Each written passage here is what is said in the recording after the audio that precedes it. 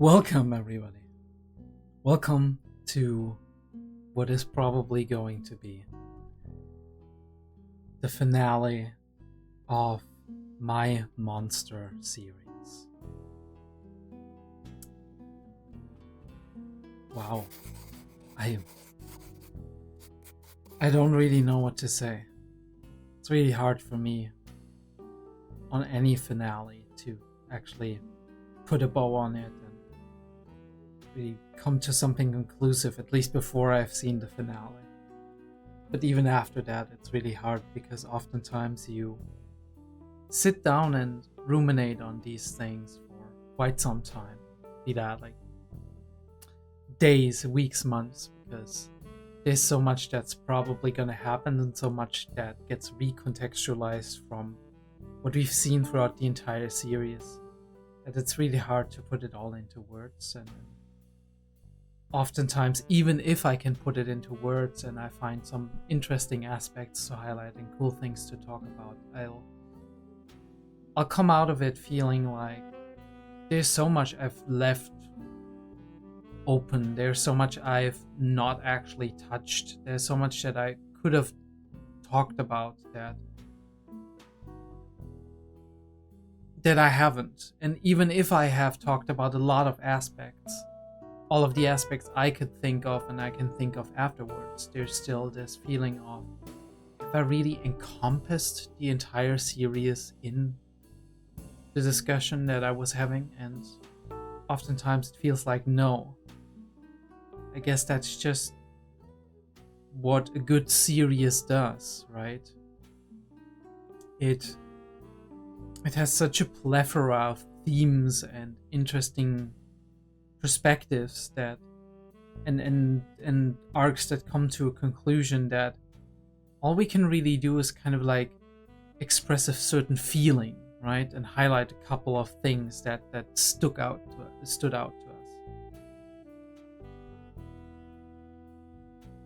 Because it's so complex, it is so deep, it has so many things within it. Meanings and interpretations and even just individual character moments that there's nothing that we could say, that I could say, that is maybe conclusive enough for something like that. That being said, I think we should get into it pretty quickly. We are at episode 73, the penultimate episode. Everything is heading towards, well, not towards, but everything is heading to an end in Ruhenheim. We got everybody there. There's Papa, there's Tenma, there's Nina. There was Grimmer, who had an amazing end, even though it was a sad one. There's Lunge, we had Roberto, we had Rudy even. So everybody, like a lot of the people, not everybody, Dieter and whatnot are not here, but a lot of people we cared about are in one place. Even Johann, who, I don't know which way we will meet him now, because the way I see it is that now he has the entire truth in front of him, and whatever truth that might be, it might not have been revealed yet to us as the audience. And I don't know how he deals, because this plan of like seeing the world after when everything is in chaos and Tenma is all alone, when he has witnessed this slaughter, right, that is at least seemingly supposed to take Johann's life as well. Who is left, right? Is Anna supposed to be left? Is Nina supposed to be left? Or is Tenma the only one who's supposed to be left? And then what's the grand plan there? What would Johann want to see or want to imagine Tenma to be like when everything has ended, right? And why? I asked that last time as well. But also, is everything really going the way he wants it to? Or is that just all of his emotions, all of his instincts that are still bottled up in there, right? There is emotions, even if they're maybe flat and because he is an empathetic person and he understands how people tick, even if it's just on an intellectual level. And he certainly has urges and emotions himself, even though they are very enigmatic and mysterious to us as the audience. Are these emotions going to come to its logical conclusion, right? Are they going to end at a certain point and at a certain means, right? Or is there just a sign of Johann destabilizing and trying to keep that control by creating this perfect suicide, as we've said earlier on? I might have to beep that word out, we'll see. And just create a playing field where the chips fall the way he wants them to fall, because that gives him that feeling of control and closure in the end. I'm very excited about this, because we might be seeing, for the first time, a part of Johann that we haven't seen before. Be that an even worse monster, or be that somebody who is maybe almost the opposite, very vulnerable. And because we talked about him crying last time, right? Nina was like, I remember him crying. Why was he crying? It's like he was crying just like that night when I needed to kill him, right? And we're building the suspense. We're still holding on to a couple of key truths that could solve that puzzle that we've been puzzled by our entire runtime of this long series. Let's jump into it. I'm not even gonna read the title card until it is actually shown to me.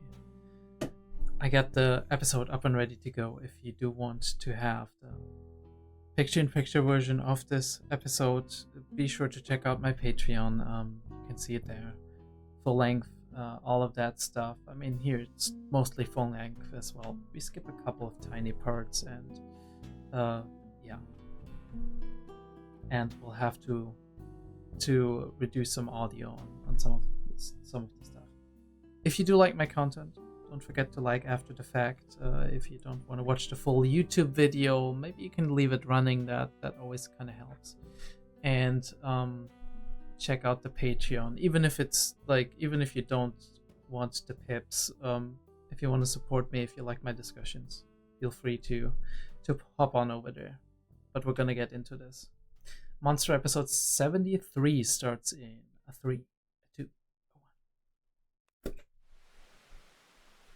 And we gaze at the sky as the rain is falling down. And we have that moment of Wim's father searching for him.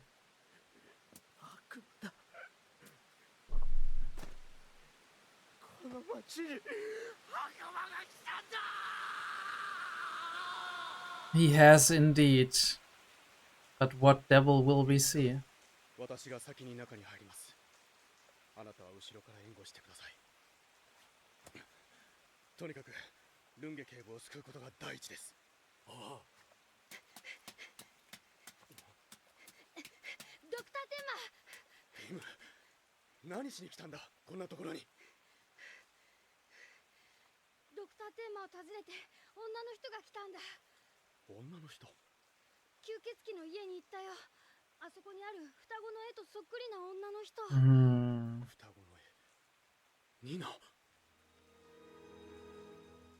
ニナと呼ばれて。Oh yeah, he's reacting to that. あの子は今ニナと呼ばれているのか。She understands herself as such. ニナ、フォルトナ。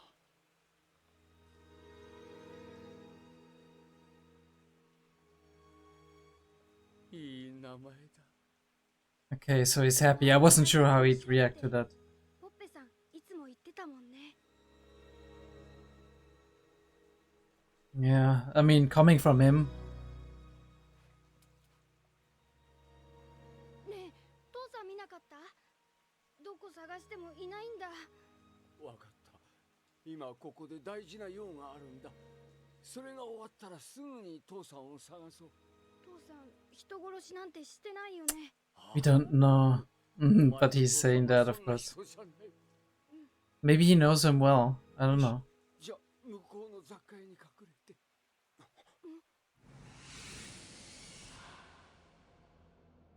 And there he is, right in the rain.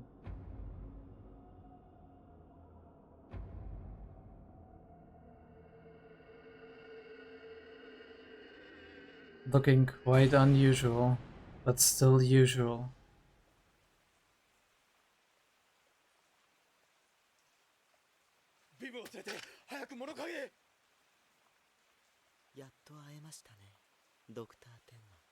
The soft-spoken voice, as always.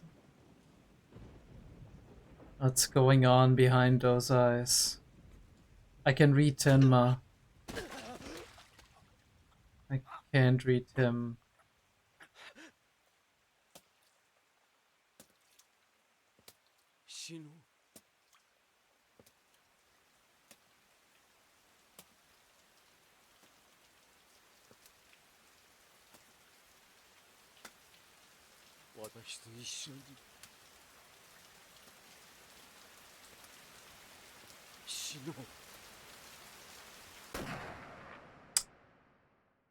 And there's the OP.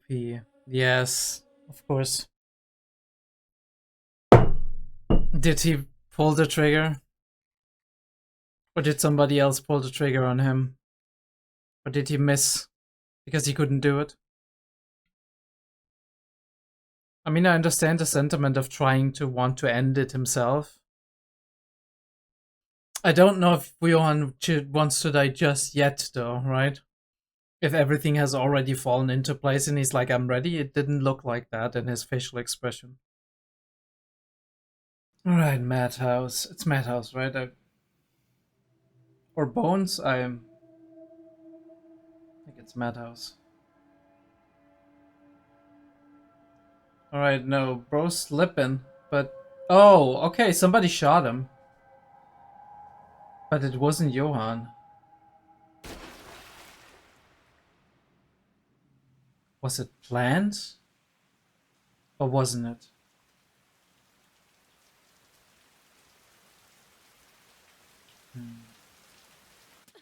It's so hard to read his face. Scenery for Doomsday.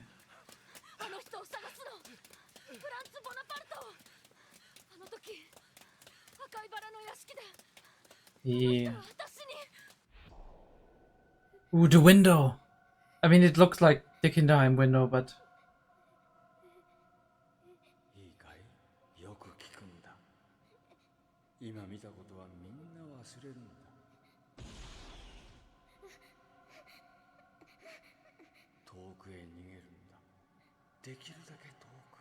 Run as far as you can.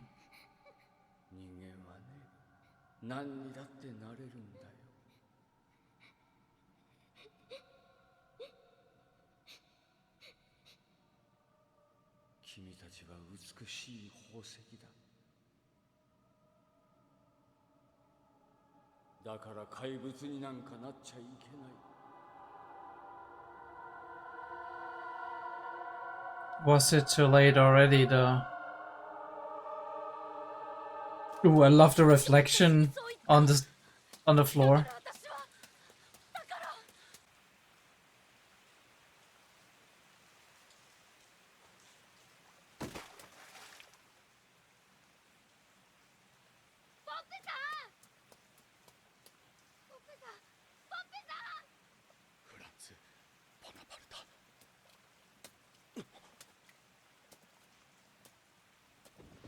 Of course it was Roberto.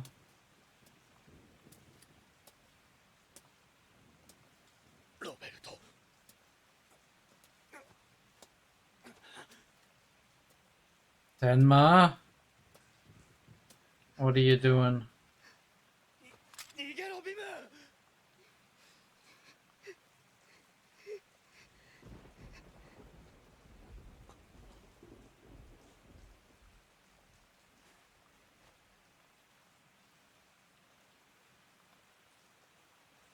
No expression on his face. And he's dying too.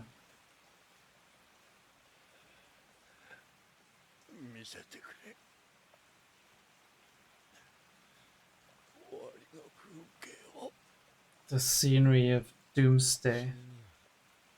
The scenery of the end, I guess, in a way.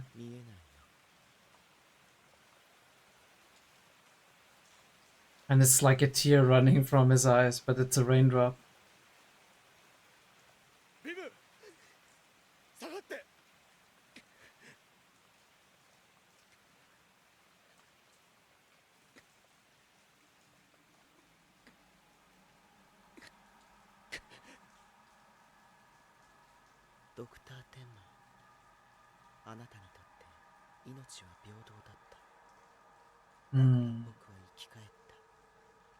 Lives are equal.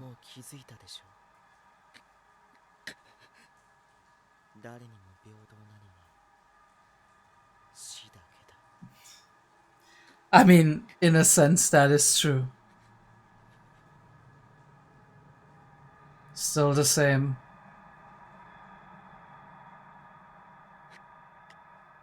Death, the great equalizer.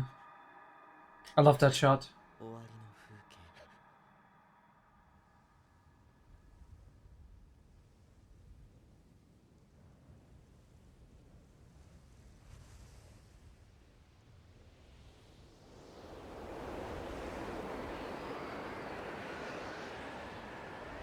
Ooh. Okay, what are we trying to do here?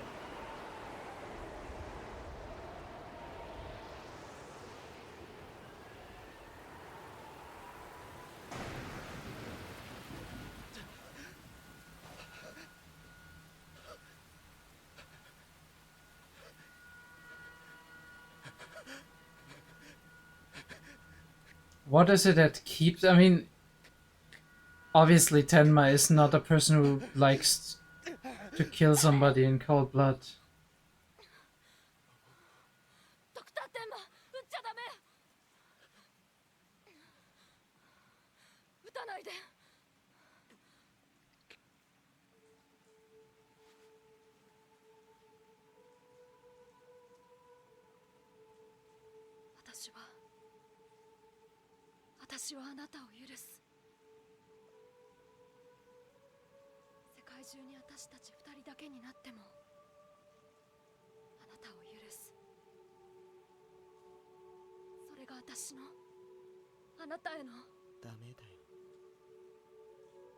Why not? And what is that? A normal life? This is how he wants it to be, right?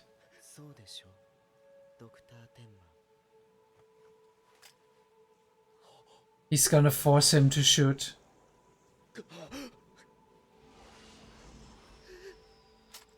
Alright. He needs somebody to defend. The kid himself.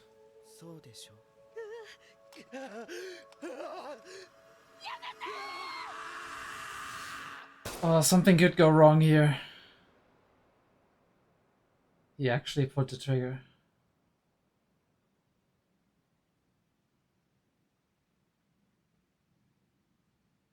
He did it.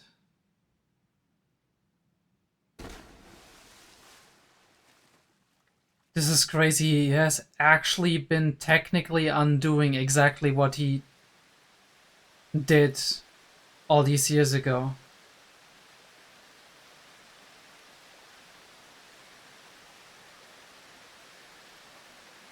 The question is,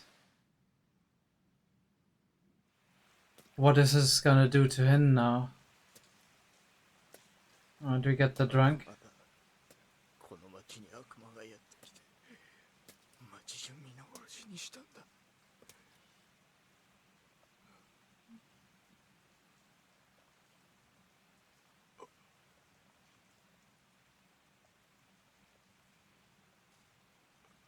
Wait, was it him? Did he shoot him? And not Tenma? Was it a fake out?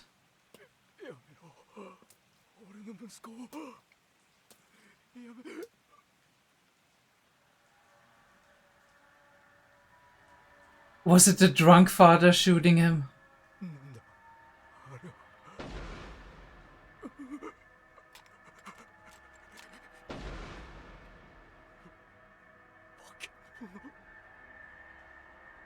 Monster, he said the monster.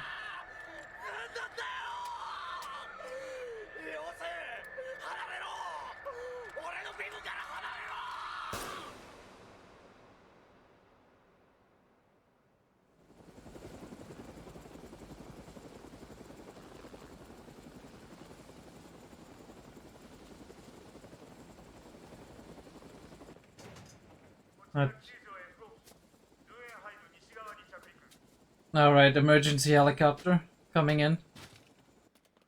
東側地区も安全が確認された。直ちに住民の保護に当たるように。I grossly sighed. 我々 DNN 取材班は南側の丘陵からやっとの思いでこの町に入りました。前代未聞の事件です。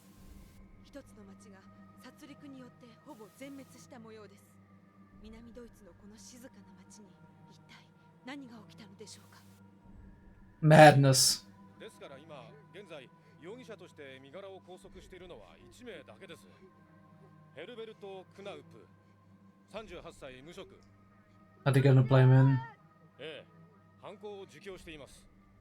青年1名。 Oh, okay, he confessed it. それがどうやらかなり重度のアルコール中毒のようで、犯行の理由がですね、角がたくさん生えた頭が7つもある怪物が Alright, that is 襲いかかって some crazy story, to be わからな honest. いことばかり言っていまして。応答願います。たく、また切れちまった。ですから今話した通りです。いや、ですね、意味がわからないんですよ。ヨハンと名乗る青年が自殺するためにこの町を全滅させようとした。ドクター・ギーレン、我々にもわかるようにお話願いませんか。話せば長くなります。いや、すべて話しても理解できないかもしれない。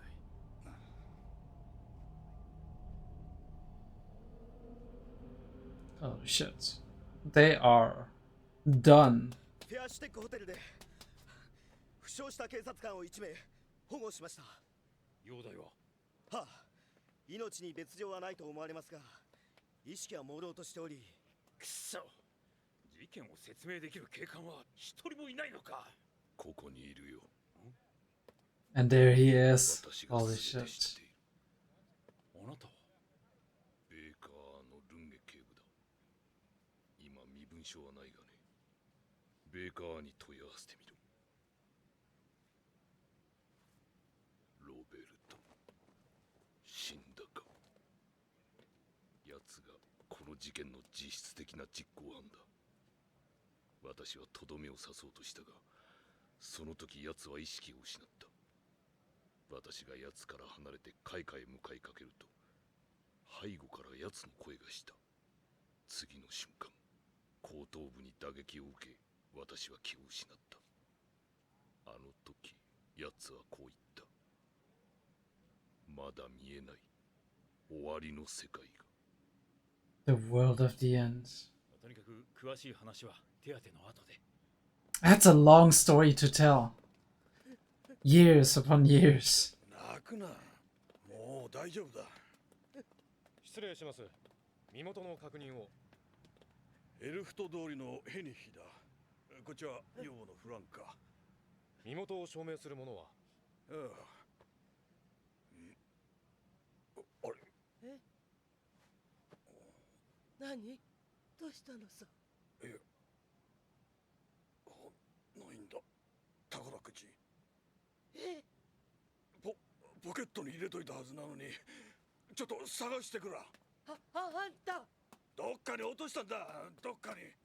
あんた、もういいよ。あんなもんなくていいよ。I mean, she's not wrong, but 生きてるだけで十十分だよ。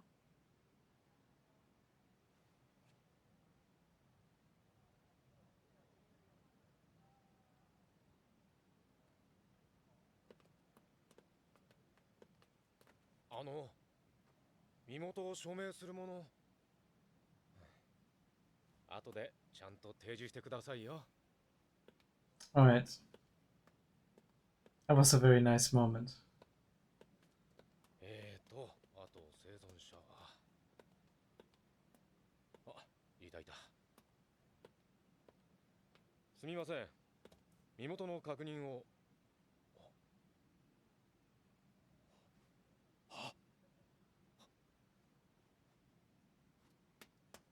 一軒一軒回れ。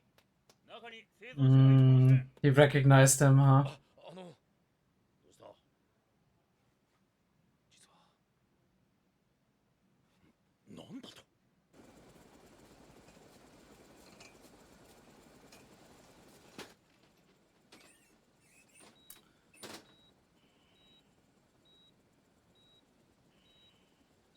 He's not still living.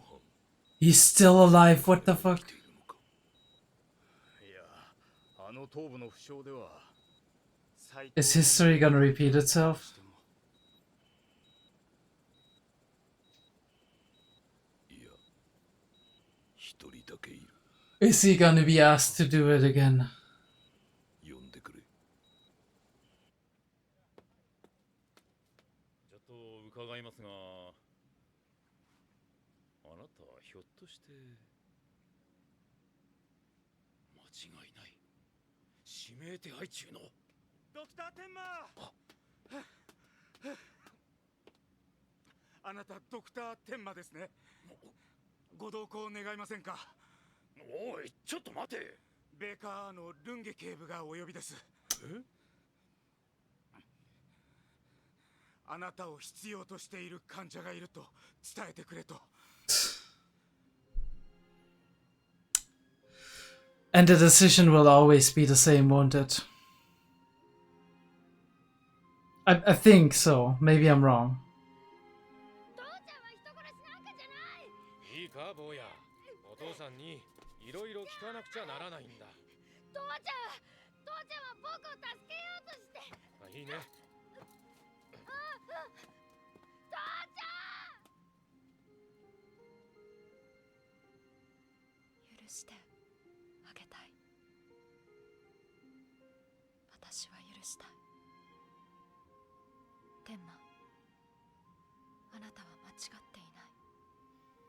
あの時もこれからすることも。What you will do now. She already knows what he's gonna do.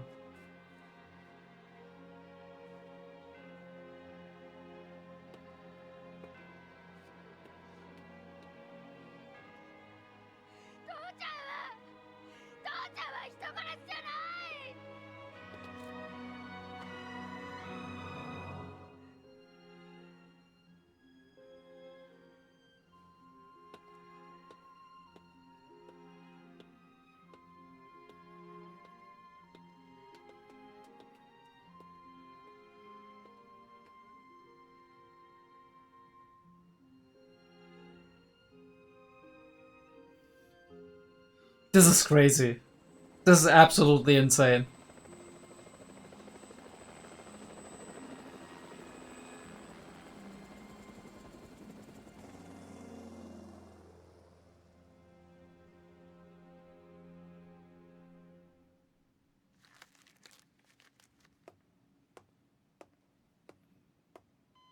Absolute cinema. I gotta give him props for that. It's like, what the hell are you doing, Tenma? But I know it's his. It's who he is. Also, では、オペを始めます。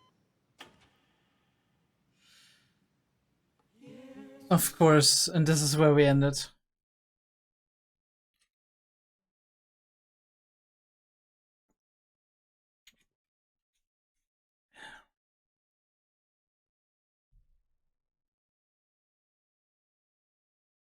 Alright, we're gonna go for the next one, obviously. And then we're gonna wind back and talk about both of them, I would say. It's the best thing we can do.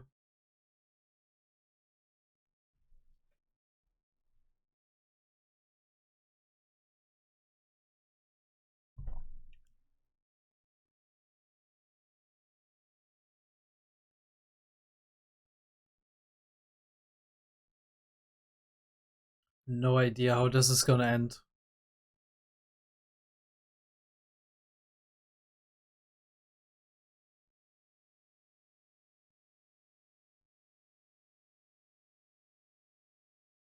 I mean, Johan tried everything to get Tenma to kill him. And what he's gonna end up at is actually making him save him again. I can't. This is... it's too crazy. Alright. We're gonna queue up the next one. Episode 74 is up and ready to go. 3, 2, 1. ゼウスが核を仰せられると、土地に住む人間の種族は種をまき、畑を耕すことを覚えた。Oh, car, yeah. 発音が違うぞ。すみません。気をつけているのですが。だが甘くなった。初めてここに来た時には、なんて出来の悪い学生が来たもんだと思ったがね。ええ。彼はどうした？あの日本人医師は。世界中を飛び回ってるとか聞いています。Ooh, okay. So we're a little bit into the future. あの男ともう一度会いたいものだ。はい。So we have a time skip? I'm very curious how this ended or ends here. It's crazy that it would begin in an operations room and it would end in an operations room. Alright. Bring it on. Let's see it.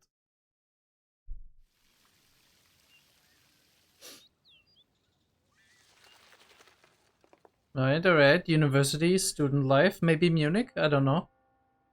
We'll have to see. The real monster. Okay. 仕事を始めた。そりゃよかった。で、どんな仕事に？ Oh, yeah. Mm-hmm. なるほど。あんたなら家具の目利きも相当なもんだろうしな。Crazy. インテリアって言っても、そっちの方面とちょっと違うのよ。Okay. キッチンのコーディネーター。Oh. 笑っちゃうでしょ。今までろくにキッチンなんかに立ったことない私が。じゃあ、今度うちのキッチンをお願いしようかな。いいわよ。いや、しかしあんたの見立てたキッチンじゃ高くつきそうだな。ちょっとね。Nice to see that she's doing better. 一滴も。結構だ。ゆっくりゆっくり行こう。ゆっくり。焦っても同じように今日明日行き、明日は来る。幸せっていうのはそんなもんだ。でしょ？聞きやしたか。幸せか。What even is it? 彼は私が駅で待っているだけで幸せだって言ってた。Yeah. マルティンという男か。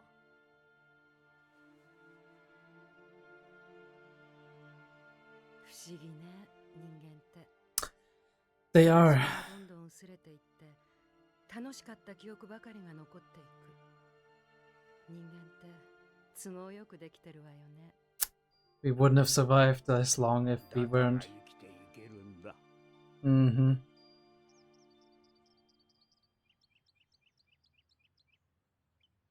Right, we're going to everybody. 紹介します。この人がバーデマン弁護士。あなたにかけられた嫌疑を晴らしてくれた人です。Grimmer's grave, Wolfgang Grimmer. あなたに関して分かる限りのことは調べ上げた。511キンダーハイム出身。東ドイツの諜報部員としてジャーナリストを装い世界中を旅行。その後フリーランスとして人権問題を調査し続けた。Freelance journalist, spy before that. それらの裏付けとなる資料が山ほど入っていた。だが結局分からずじまいに終わったのはあなたの本当の名前だ。None of us did. ボルフガング・グリマー。名前だけじゃない。彼は何も語らずに言った。ルンゲ警部。Yeah, Lung is alive. Hell yeah.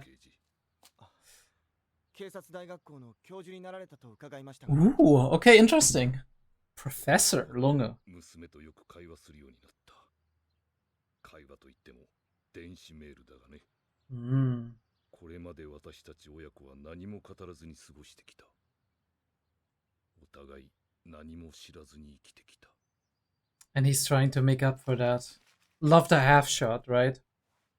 Open landscape. 一生のうちでどれほどのことを伝えることができるのか。たくさん話したいことがあったろうに。うまいビールを飲みなが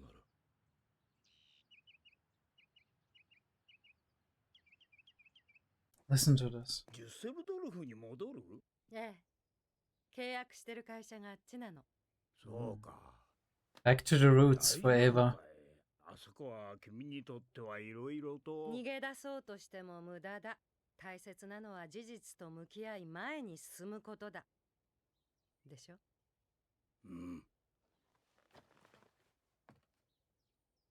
これ、適当に処分しておいてくださる？Dispose of what? それじゃ。ああ、元気でな。なんかあったらすぐに言ってくれ。私もドクター・ギーレンもいつでも力になれる。ディーターと、そして彼もな。Yeah, kind of. よろしく伝えといて。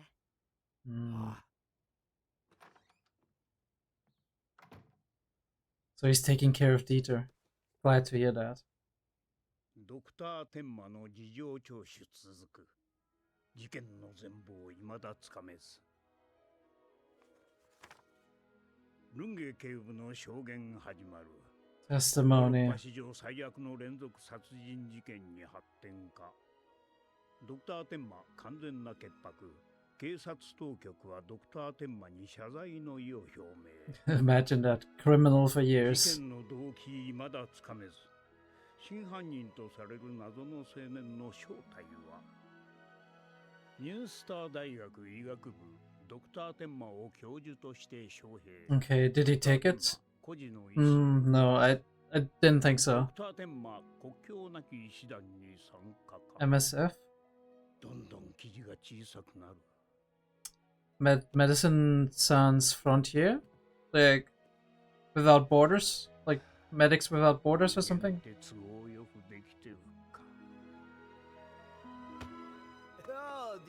Of course, Dieter and... Holy shit. ちょっと見ないうちにますますずる賢そうになったね。相変わらず口の減らねえガキだね。悪いけど、サッカーの練習に行くから付き合ってられないよ。おい、ちょっと待てよ。テンマ帰ってきたのかよ。たく国境なき医師団だかなんだか知らないけど、カッコつけて金にならねえことしやがって。全然捕まりゃし。Bro, it's still all about money.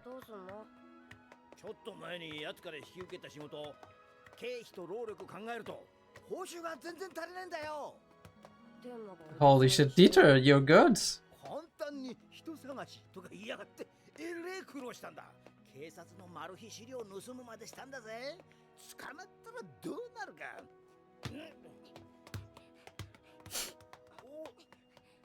おい Dude, you're talking to a kid. この請求書渡しとけ。払えないならまたモグリの医者やらせるから覚悟しとけってな。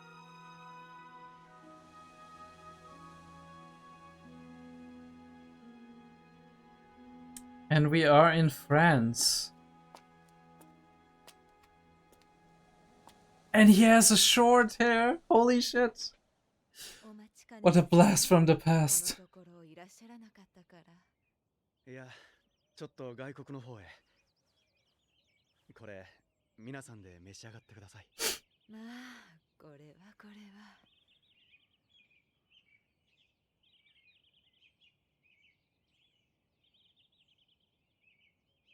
They haven't seen him in a while. And he's going somewhere else. A foreign nation. Which foreign nation? Ooh, I like that shot. But obviously we're not... Oh yeah, no, it's an archway. It looked like a window for a second.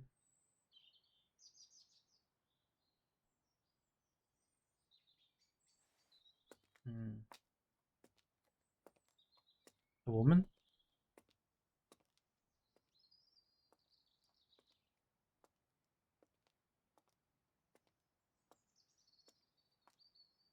So peaceful. いい天気。たくさんの葉が光合成してる。命。数えきれない遺伝子。Wait, who are you? メンデルってご存知？ええ、遺伝の法則の。私、メンデルと同じ大学に通って。You did? Alright. ブルノ大学。チェコ南東部、モラビア地方の都市ですね。いいところよ。Check.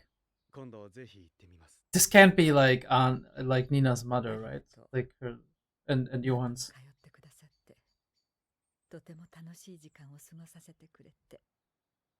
いえ。今日はとてもいい気分。何でもお話できそうな気がする。Ooh, the wind's picking up. 怖い話でも。What question are you gonna ask?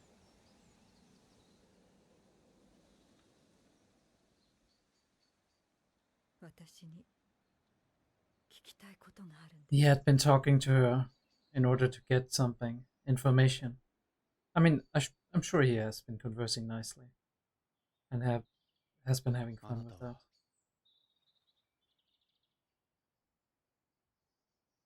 双子のお母さんですね。Okay.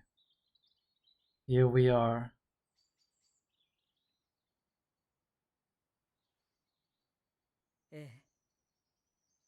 Halfway point.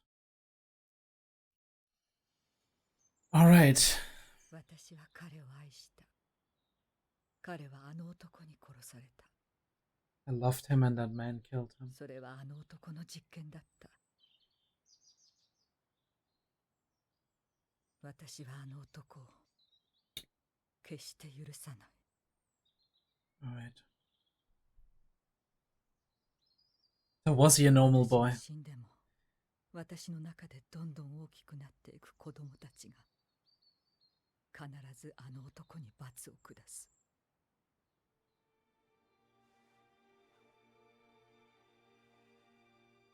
手を離さないで。手を。Almost like Nina when she was in her flashback.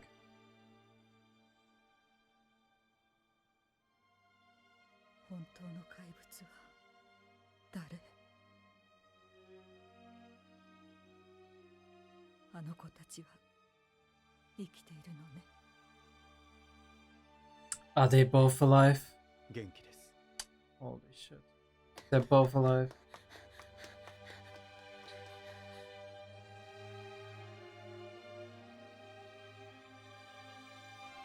Closure.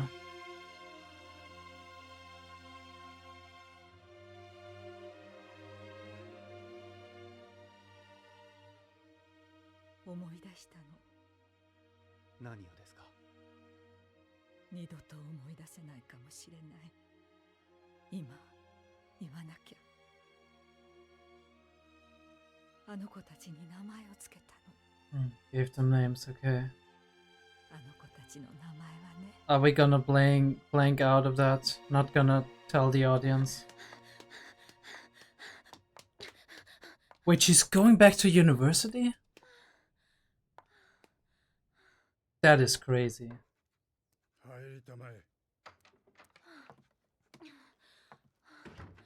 That is crazy. Or maybe she's got like an assistant job or something. 相変わらずの遅刻常習犯だな。約束の時間に10分遅れだ。すみません、クローネッカー教授。まあいいだろう。今日は何のために呼び出されたのか分かってるだろうね。君の卒業論文に関してだ。Oh, okay, so she's graduating. 前に来たまえ。はい。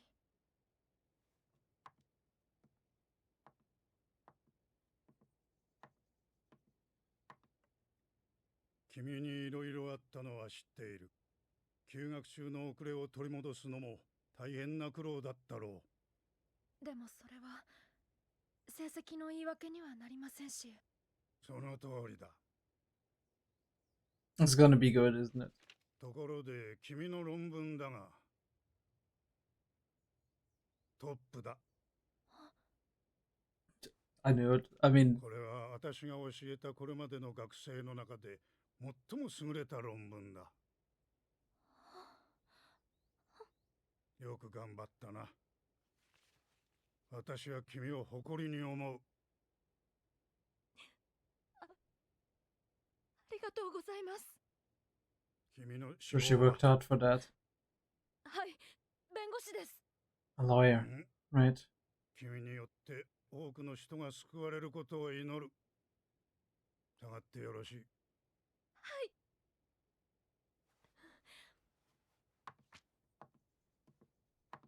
ただし、法廷では遅刻は許されないよ。フロイライン・ニーナ・フォルトナー。は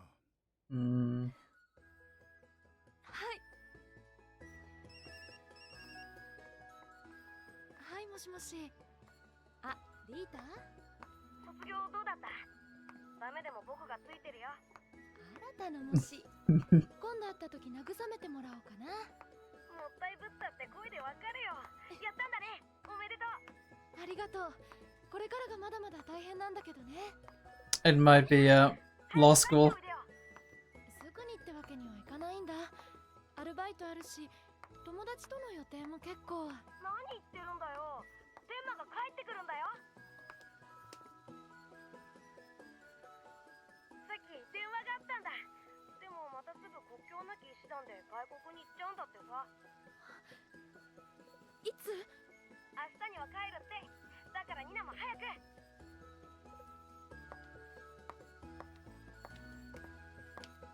ああ、ニナ、明日の予定なんだけど、ごめん、ちょっと行けなくなった。天馬に会える。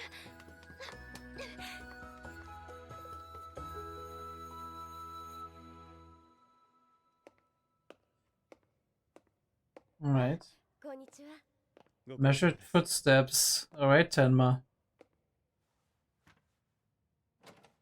Who are we visiting? Is it Johann?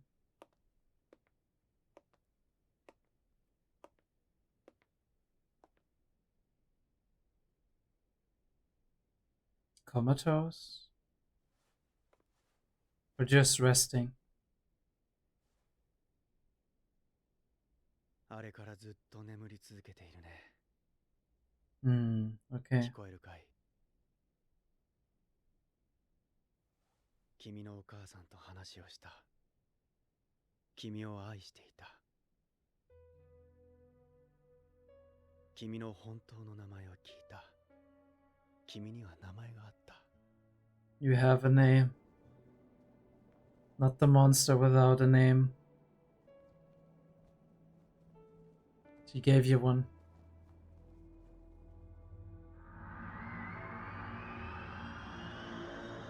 Wait, are you kidding me? Is he just awake or is that Tenma just tripping? ドクター・テンマ、あなただけに聞いてほしいことがある。What's happening? Holy shit, what? あの怪物が僕の前に現れた。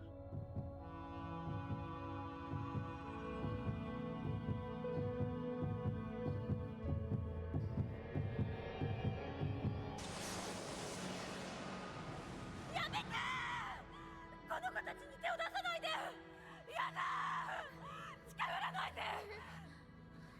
これは実験だ。 Yeah, it's Papa.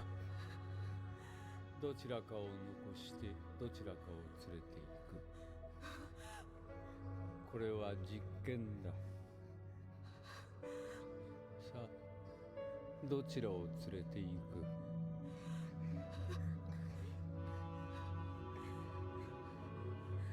離さないで。離さないで。離さないで。離さないで。母さん、手を離さないで。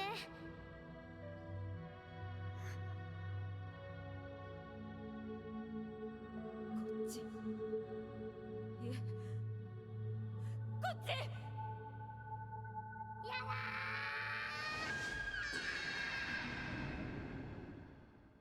だー。 That is terrible. 母さんは僕を助けようとしたの。僕と妹を間違えたの。どっち？いらなかったのはどっち？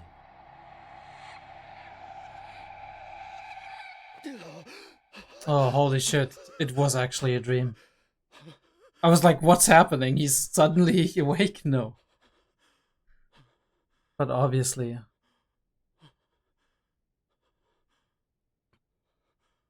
Obviously, he had some part of the information. And that's gonna be hard, right? Even if I'm not the one そろそろ行くよ。 who it pertains to. Even if I'm not one of the twins, like, he's close to Nina. He had such a history of Johan. He's like going back on the incident.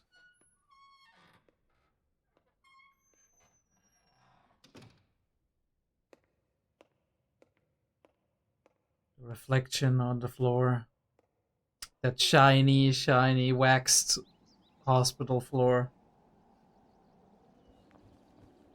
Once again, we got the sounds of birds and sunshine coming through the... Holy shit, he's awake.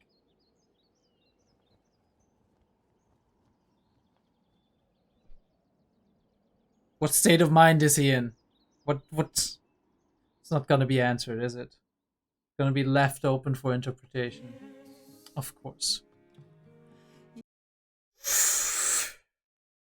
Oh, I don't know what to say to this ending.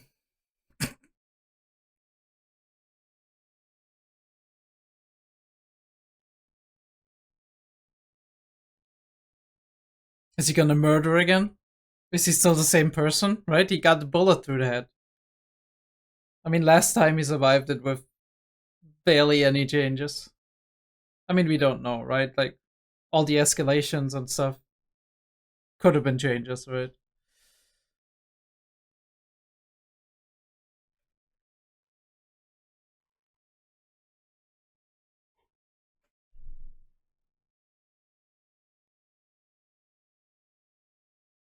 I wonder what happened to the drunk father.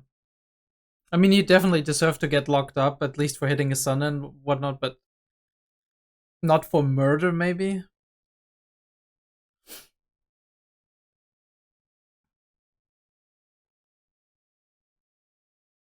I mean, I guess it got cleared off, like, all suspicions. You done? Yeah, I think so, right?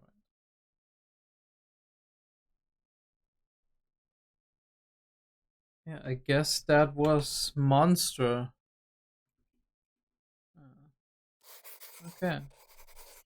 I guess that was Monster. The last episode. We'll talk about the 2 episodes in just a second.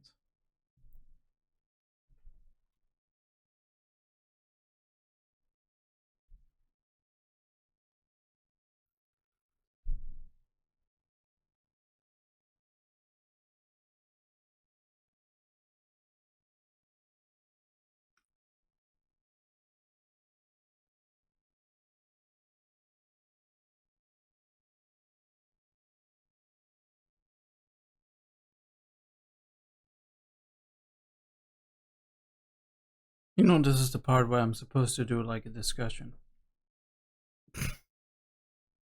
I mean, we're gonna do that. We're gonna do that. It's fine. We're gonna do that.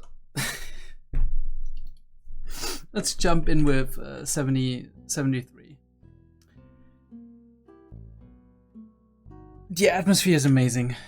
I said that the last couple of episodes as well. The rain, how it's pouring down, the grayscales, right? We keep everything very, very sepia, very, very low tone. Nothing is vivid, which stands in great contrast, in my opinion, to the last episode, which is insanely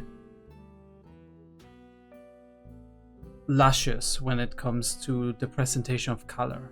Very saturated in comparison. Well, I mean, there's stuff that's more saturated, right? Even like today, but for the tone of this series, still within the limits of what this series does in terms of art style and how it presents itself, it is probably on the upper spectrum of saturated.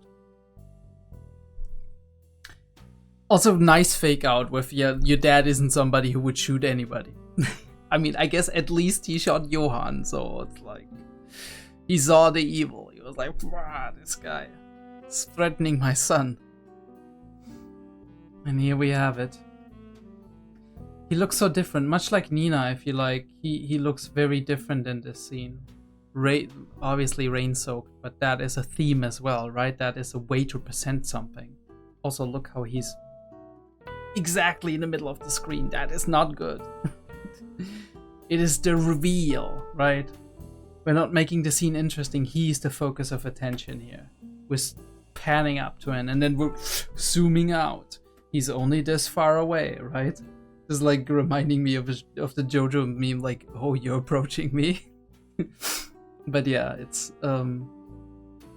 again, I said it during the reaction, great shot. How the rain-soaked street reflects the shades and the shapes of the buildings that are towering above the street itself, and how it just pours down while both of them are staring, like, or both sides are staring each other down here, with him just at the side of the road, but them on the sidewalk. Actually, there's very little detail on this side, I feel, and there's very, like, a lot of detail on their side, and yet the lighter part of the screen seems to be on Johann's side, right? The light source is coming from the left side, be that because that's just how it was intended, or be that even like a thematic thing where there's still like darkness hanging over Tenma and Poppe and the rest of them here. Tenma immediately jumping into the action, into the middle, but defending, as always, defending, and Johann sees that. But he has such a, like, there's a very, very faint smile on his face, but you can't see, you can't read him that well, right? You can't read his expressions unless he wants you to read them, right? That blank stare down, that just like, and Tenma's emotions are visible right away on his face. But Pop is very quick and he's like, let us end this. And he wants to end it between the two of them, right? Because he feels responsible for the monster he has become, which is very interesting. We'll talk about that later, that he became a monster. I mean, they both went through experiments and whatnot, Nina and him, but he became a monster through actually not being part of these experiments, or rather not being part of the last experiment, I guess. And the question is, was it that thing where Papa was talking to Nina and being like, you mustn't become a monster, you two are precious, right?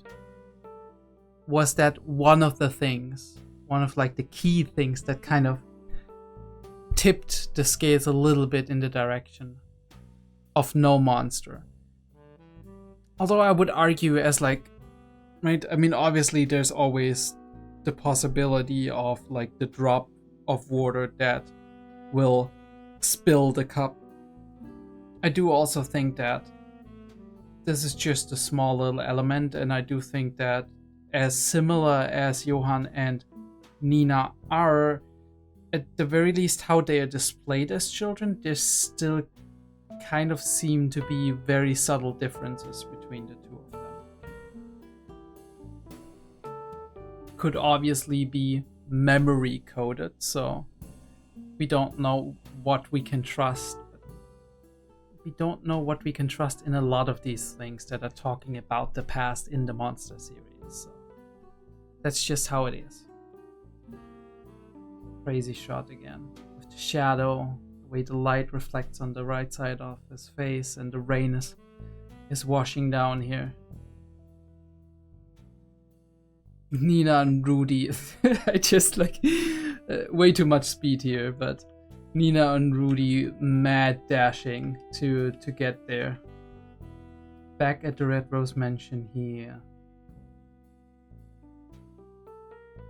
Right. And he said that, right? After that happened. Very cool, right? Like the floor is almost like they're standing on a water surface and reflecting off of it. It's a very interesting motif. Especially the way he leans into her space, but doesn't cross it. At least not at that moment. And we got that fresh trauma off of her, of all these people dying. And we have like the hand coming in, right? But then the hand moves to caress and not to like influence, not to manipulate. And I guess this is the first time when you actually see the way his eyes are tilted. They are tilted this way from the beginning, but almost like, I mean, you do kind of like in clinical psychology you also talk, or in psychiatry you also talk a little bit about how certain mental illnesses such as depression and other things do have characteristic shapes in which the eyelids and the eyes in general are looking, and he looks depressed to me, right? Like he looks very, very much sad and emotional in this state. Very interesting how the light shines onto a majority of his face, but there is a shadow, kind of implying that there is like those heavy sins that are on him.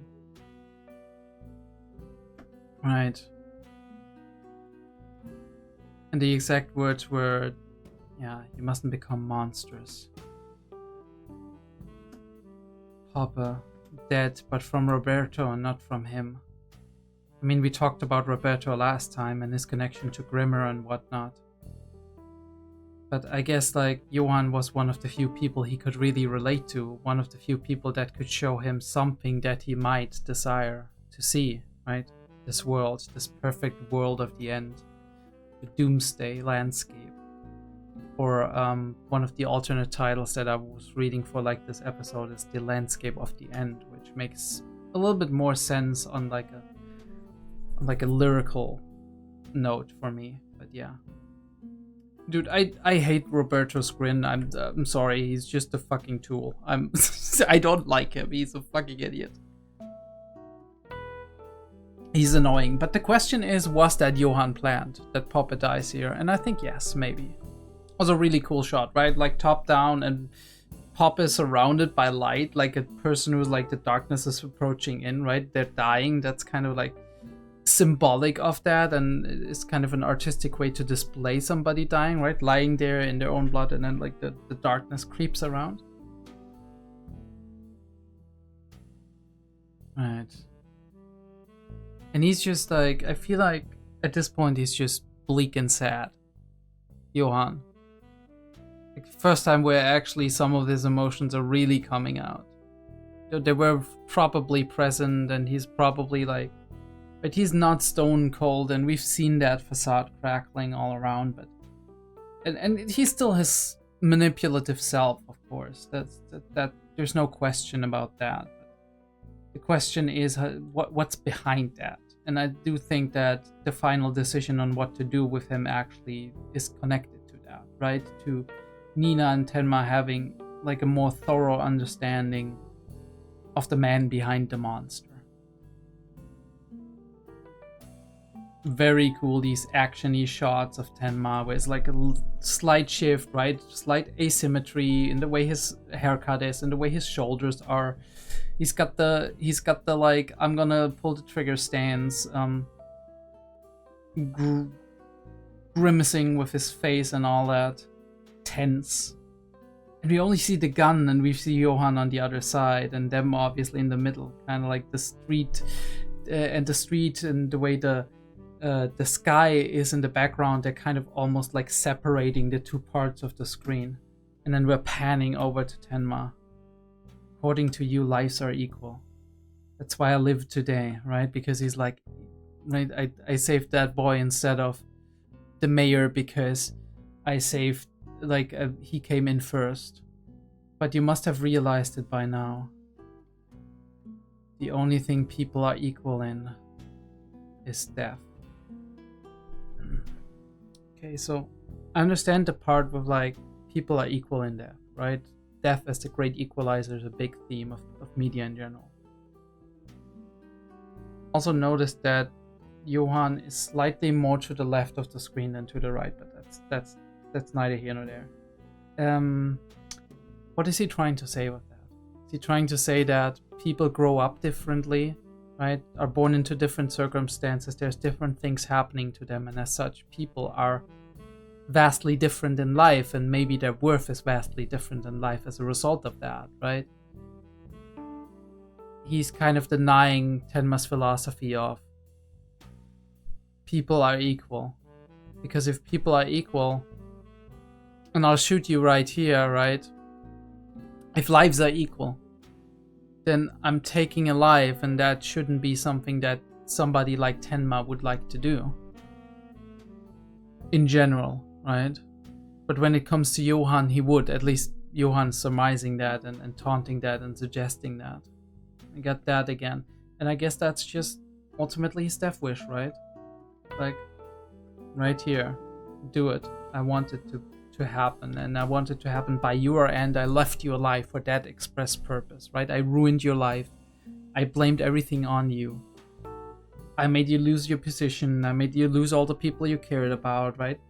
Fall from grace and all of that stuff. I made you worry about a lot of people, and I'll continue to murder people, so you better take me out, right? That is his ultimate, like, almost like suicide by cop kind of deal, right? Like, he's like, you are here, and I know you're gonna be clever enough to survive, and I know you're gonna be there at the end, and you're gonna confront me, and then I'll make sure that you will kill me.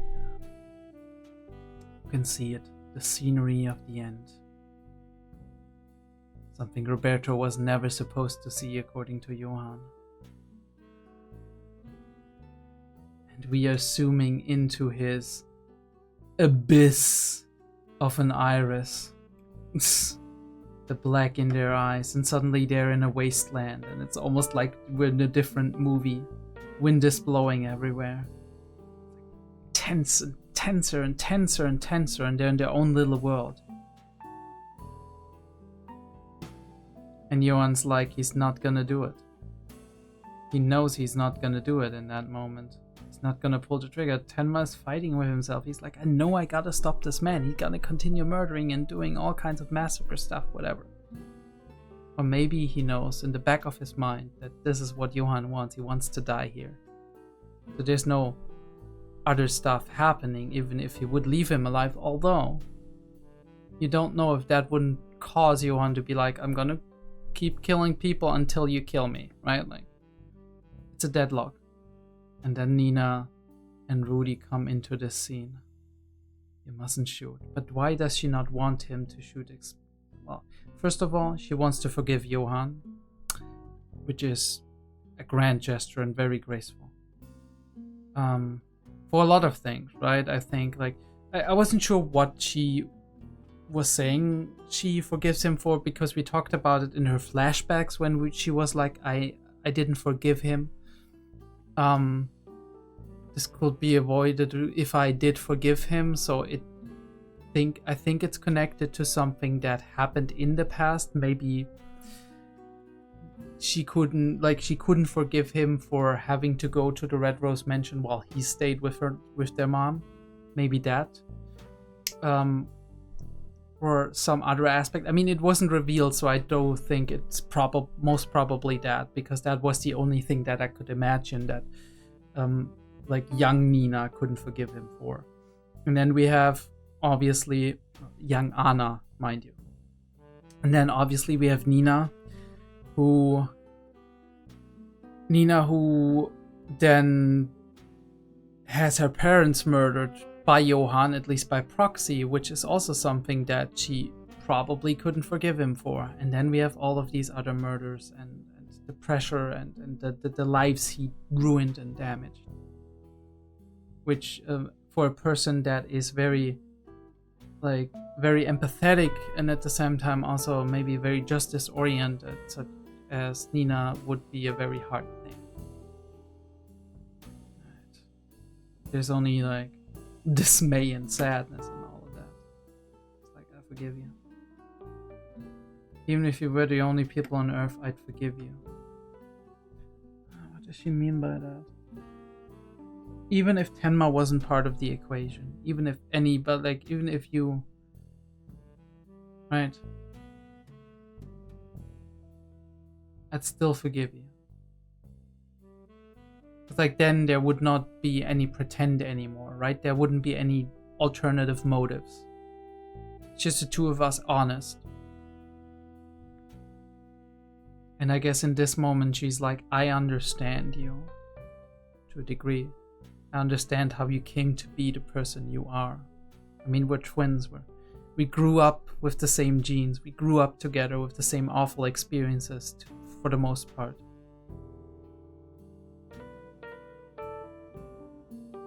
And we remember everything at this point in time.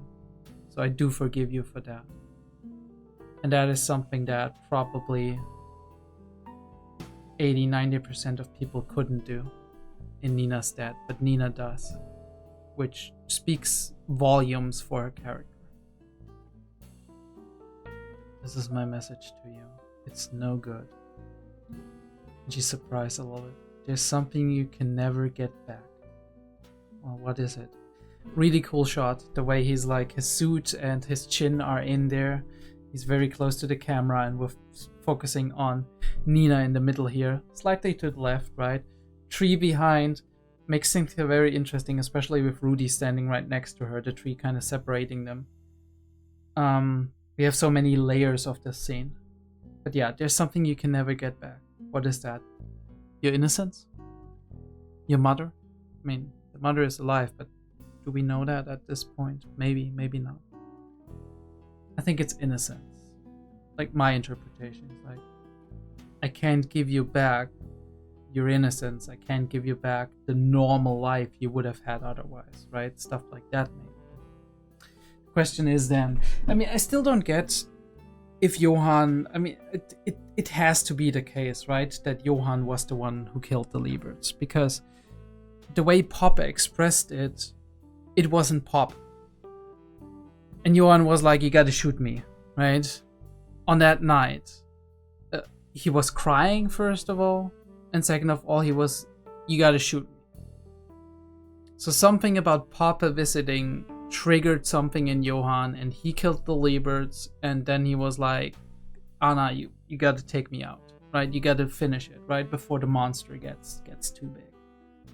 And that was Johann, who didn't remember everything, right?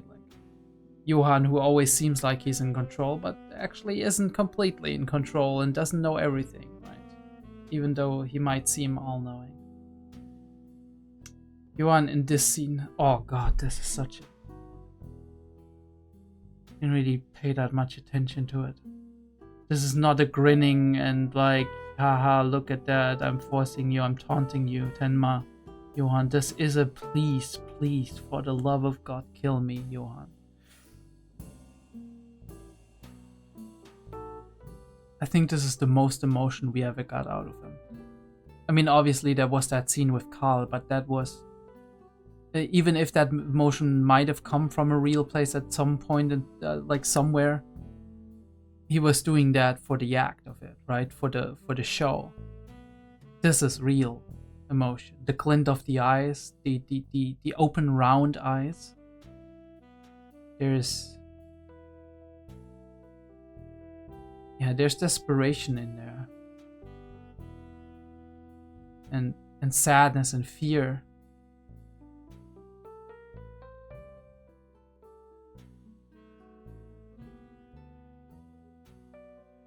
Yeah, with the mouth and everything. And Nina's like, stop. You'll shoot me. Isn't that right? Because otherwise I'm gonna shoot Wim, right? And that's a very interesting fake out with like the drunken father and whatnot. But yeah, because he knows the only way to get Tenma to actually take a life or hurt other people is to threaten the life of someone, especially if it's, first of all, either someone he cares about, or second of all, somebody who is innocent, like a child. And in this way, kind of, he's also a little bit revealing the hypocrisy of Tenma, because Tenma is like, all lives should be equal. But we both know that when he has to decide between the life of a child and the life of an adult, he would probably pick the child, because first of all, the child is innocent. The child hasn't had a lot of time on Earth yet, right? So maybe there's the idea of like a child deserves to have enough time to grow and become somebody. And the third one, of course, that children are to a degree helpless, and we adults have these instincts to protect them and protect them above all else, right? Put their value higher than that of grown-ups, because grown-ups are to a degree responsible for their own well-being and can steer fate, steer events more, make grander decisions, have more power over their own life in comparison to children. Crazy scene. Johann falling. Wim's like, Dad, Papa is dead on the ground. Nina shocked. Rudy running. And he's hitting the floor. And you're like, Tenma, what did you do? But it's not Tenma. He doesn't believe it, right? That should have been the first clue. We got drunk father, and all he sees is, again, really cool, left side. Right side is the background. Left side completely taken by him. Kind of interestingly mirrors with his one missing tooth. These angles are crazy. Focus on the gun. The devil. He'd leave my child alone. Holy shit, the father. Father who suddenly realizes how much he actually cares about his kid. Maybe, hopefully after the fact, actually realizes that he should have cared about his kid way earlier and way harder than he had in his drunken stupor for all these years. Since his wife left him. Since his wife left them, both of them actually. Medics coming in, police coming in, looking at the grisly side. That is like a standard, stereotypical, like, holy shit, what is that? Right from the ground up. And the flashlights on the scene.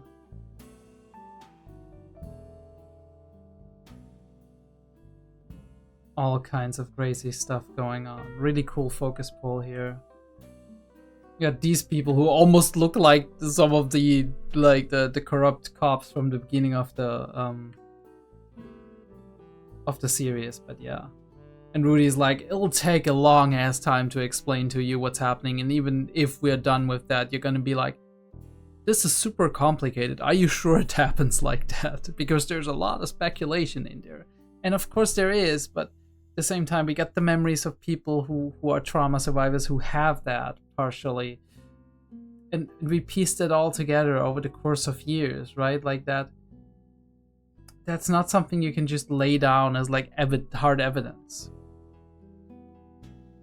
Lunga's coming out here, and he's like, I'm Lunga. Check with the BKA. He's the real culprit here, right? I wonder, like, if Lunga ever talked about Johan specifically. Because we heard him say before in the hotel when he was like, Tenma's still the prime suspect here. And like we're only like I have only surmised based on like me putting myself in the shoes of other people that something like Johan does or could exist and whatnot, and that he could be responsible for this and whatnot. But I wonder if Roberto is the fall guy now and Lunga believes that Roberto was most of that, or if he kind of just like, I think Lunga is smart enough to aptly connect the dots and be like, yeah, Roberto was working for Johan, be that in Johan's will or just against his will and out of his own delusions. And Johan is the one responsible. The question is he protecting Johan? Because later on we see him in a hospital room without any guards, without any stuff. So I'm like, right?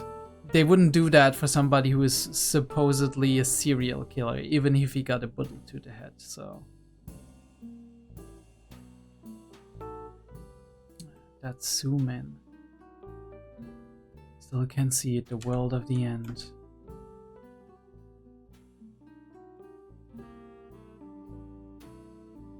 Very interesting thing about the pair here losing the lotto ticket, but being like, look, we survived this. All we need is each other, okay? Right? Like, again, the same story with the father and the kid, like, kind of make a life or death situation or horrible trauma, kind of like suddenly making you realize what's really important for you emotionally. That maybe you've neglected things or done things that you're not really proud of, and you're like, all these things don't matter to me. The most important thing is that you are safe and I am safe, and we can spend our life together, right? Which is a really nice side element to this entire ending here. How ironic that he loses the lotto. I wonder if he found it again. I mean, he might have. Or they might have been like, you know what? I'm not even going to go back there, because since I picked up this ticket, I had nothing but horrible things happening to me. That's gotta be a sign. I'll just leave it be. I mean, it's possible, right? Those two. Crazy. Just sitting there, dejected, completely gone. Holding each other, just the only other person who really understands, right? Obviously, a lot of people know about Johan now and how most of it went down, right? Rudy and Reichwein and Lunga and whatnot, but there's a difference between knowing and knowing. There's a difference between knowing on an intellectual, logical level, right? Knowing events on a semantic level, and knowing experiences on an emotional level. And they certainly share that, the two of them. Plus, I mean, ever since Tenma swooped in Heidelberg, Nina has liked him, and he's always had a soft spot for her too, right? I mean, we heard about it just a handful of episodes ago when he was like, I couldn't keep going if you weren't alive, right? So I guess at this point in time, they are kind of a little bit each other's reason to exist. I don't know if I want to go as far as to say like they're together. Maybe they're just like a family, right? Like siblings or something. I've never seen any romantic tension between the two of them, and there's obviously not a huge but a sizable age gap, because Tenma was already in his 20s, I think, when Nina was still 12, I think. So, but with age, right, these age gaps start mattering less and less, right? Because once she's in her 25 or 30, right, it doesn't matter how old he is, as long as the fit is right. Obviously, if you meet younger and whatnot, there's always kind of like a weird element with that. But there was never any like romantic stuff going on between the two, so I'm not sure if the series suggests something like that with the ending, or if there's just like a, hey, we're all a happy family, right? Like that got forged by trauma, basically. And we're all taking care of each other, and when we're not out there for like Doctors Without Borders and all kinds of stuff, then we're taking care of each other and just like spending time together.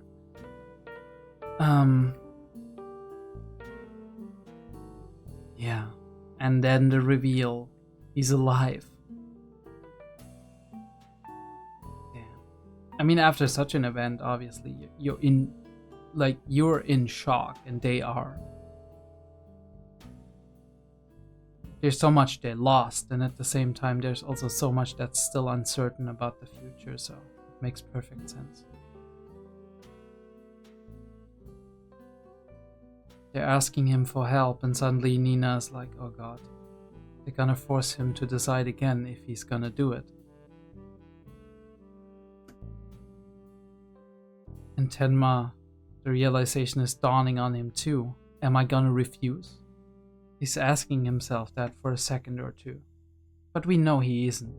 He isn't gonna refuse. That's not his nature. It's just not who he is. Like the kid protesting that the dad is not a murderer. I gotta say, like, I mean, hitting awful, but as much as that's the case, I would argue that a son that is standing in so much for his father in this moment, that is an indication that there is something inside this father that is redeemable, right? Something that used to be whole, that used to be good, that used to be loved by the kid. So the enemy is not the father, the enemy is the addiction and the terrible times they've come upon. And the solution is the father realizing that all the things he's done are terrible, and that the solution is not to drown himself in alcohol, and so he doesn't have to think about the things he's done, but rather to make up for it, right? Make amends and try to do it better in the future. So, but back to those two. I want to forgive him. Emotion flickering in her eyes. I want to forgive. Emma, you were not wrong when you saved him. Panning in, sticking in more room, like his face, in what you did back then and what you will do, because she knows you will do it.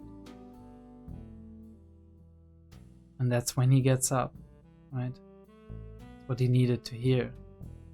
Him crying and him putting the hand on his shoulder, being like, it's gonna be alright.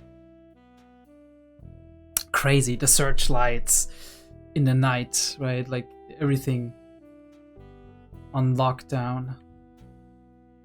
Like we have this, we're flying over this misty, like almost like mystical wood, as like the fog is rising up from a night that has had so much rain, and like all of the like a lot of the whatchamacallit, a lot of the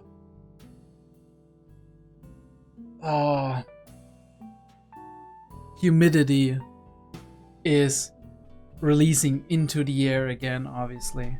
We're flying off to the next city. And then we're switching over medical stuff. And he's gonna do it again. And it's almost like he's looking at him and suddenly he's that little kid again. It's like, I'll make that decision each and every time because that's how it is. And with that, we end this episode and we're like, oh, what's gonna happen? Maybe like there's still a chance that Johann dies in the operation and whatever, but that wouldn't be a conclusion, right? We wouldn't have a proper conclusion because then we would have the problem of Tenma being like, well, I could have saved him, maybe I didn't do enough.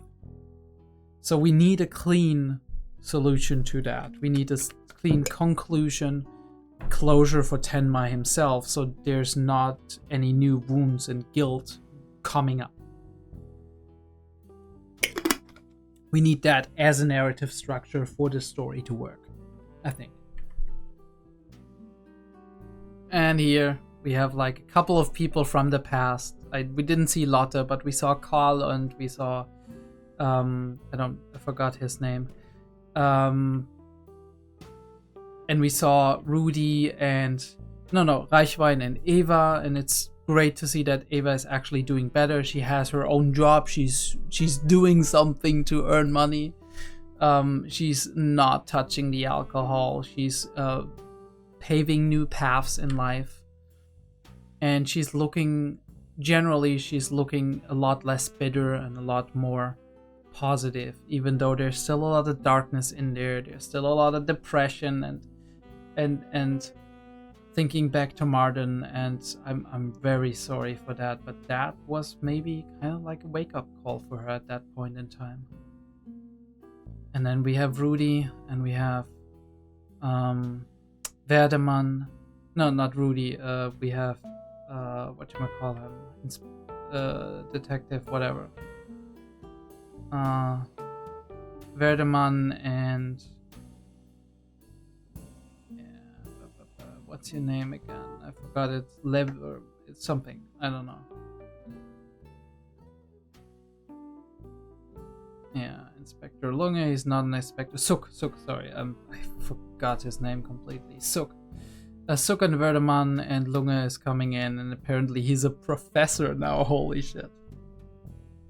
Nice asymmetry in the shot, but at the same time, Lunge is central, looking at Grimmer, zooming in as he's doing his little dialogue with him, telling about his daughter and how he's trying to, how he's estranged with her and never spoken much with her, which he regrets, and now they're communicating via email. That's a great start, right? Like just exchanging thoughts and like talking to one another and telling what's happening in your life, and then maybe one day, right, you can visit each other and get more of a connection again. And this seems to be what Lunge really wants to do.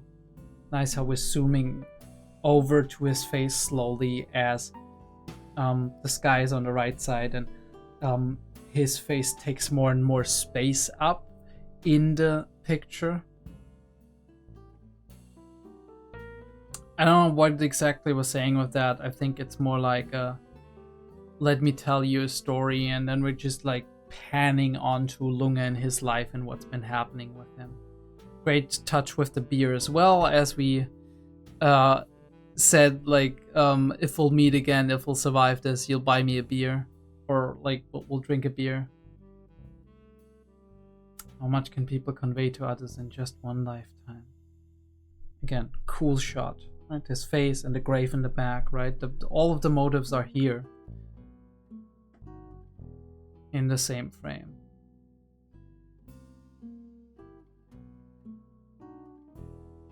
We have so much we want to say while drinking. You can't run away. That was a typo. I wonder what she left him. I'm not quite sure, right?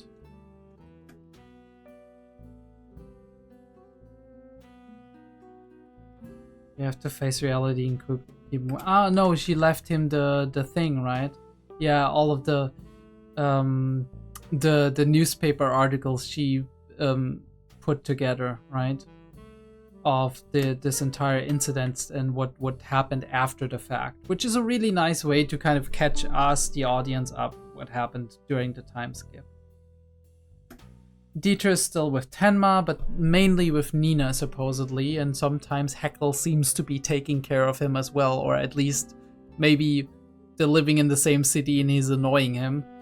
But again, I like that combo because Heckle is kind of like, he's kind of like a crooked guy, yes, but he's also a little bit somebody with a soft spot, right? Like there is some good in Heckle. He cares a lot about money, and that's not great, but like there's good in Heckle, and I think Dieter is very good for him. I said that before. Just getting him more on the good side than the bad and shady side. You've gotten slimier when I wasn't looking. Yeah, because you weren't there, Dieter.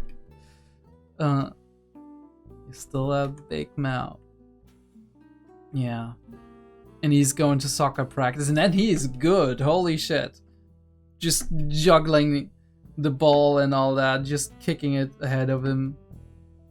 And still keeping Heckle up here. And Tenma is in France. Haven't seen you here for a while. I'm going to a foreign nation. I'm going somewhere else, right? Germany. So he's... Oh, I love that, right? Like, we were going through the... It looked like a window for a second, but it's just the effect we're using, right? Like, the world is opening up to on us. Great picture of him just standing there, wistfully gazing into the distance. And we have this woman that suspiciously with blonde hair and looks kind of from afar like Anna, so it's like, oh, is it her? Yes, it is. We'll find that out. Feel great today. I could even talk about scary things. She's opening up. She's like, okay, you want something from me.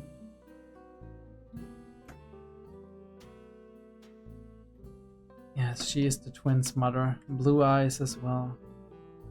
It was that man's experiment.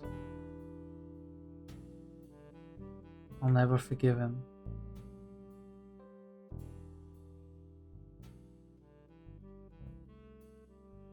Even if there was a very important sentence here. I loved him, and that man killed him. And that's her thought of that. Johann, or whatever his real name in the end is. Johann died by the hands of Papa. And Anna, or Nina, didn't. Now, is that resilience? Is it a couple of different things that they lived through, right? Red Rose mentioned on the one hand that one moment with Papa where he opened up and he was like, you're precious, don't become monsters. Where he showed that kindness and like that moment when that vulnerability was shared. Was it Kinderheim versus... I don't know what the other orphanage was called, but yeah. The other orphanage that Nina was in. Was it Nina's loving parents raising her?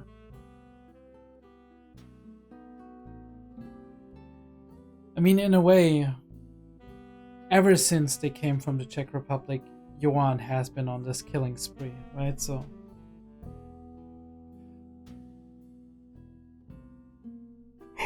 At least supposedly, like, correct me if I'm wrong on Johann killing the Lieberts. I'm pretty sure that's the case. I love how we're using like the motive of the sun shining through the treetops as kind of like warmth and hope shining through this clouded, darkened world of ours that we've been through in the course of this monster series. Very interesting how she wished for the children to have their revenge on Papa. And I think that's not what happened. I think what happened is that Papa did that all on his own because the revenge was already coming in the form of his guilty conscience. That would be following him for probably his entire life. And I guess it came to bite him in the ass. But not in the way in a way that would hurt him overly, right? Except for maybe those 1 or 2 days that this Ruhenheim massacre happened.